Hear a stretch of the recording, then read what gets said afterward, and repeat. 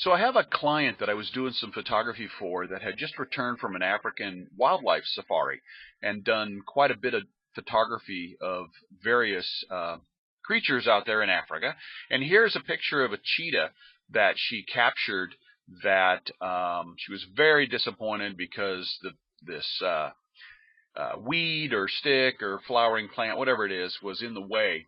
And she had captured this image just like a minute before, and the cheetah had jumped up and was getting ready to spring into action and do something.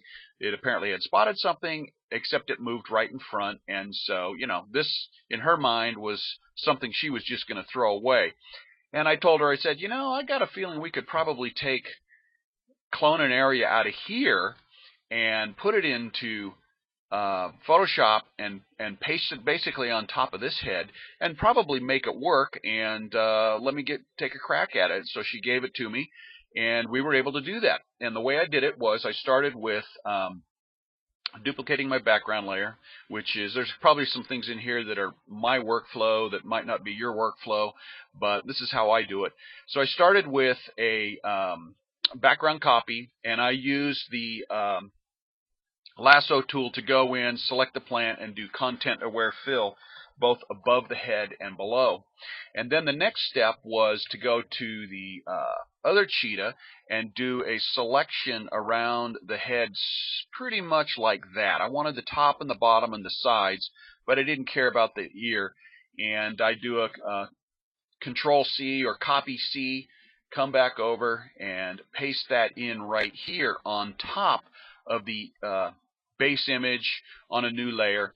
And then from there I blew it up big and did basically a lower opacity to try to find the right angle, and then go in and do Control T so that I could rotate the head various ways to try to line up the nose and the eyes and make them match. And what I was looking for was this corner and this part of the nose as far as making them line up. And I did get them there.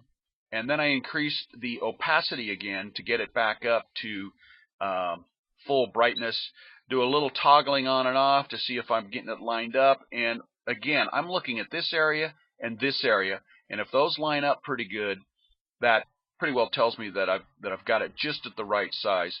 I next added a hide all mask here, and then I just went in and painted in just this part right here, which was covered by the weed.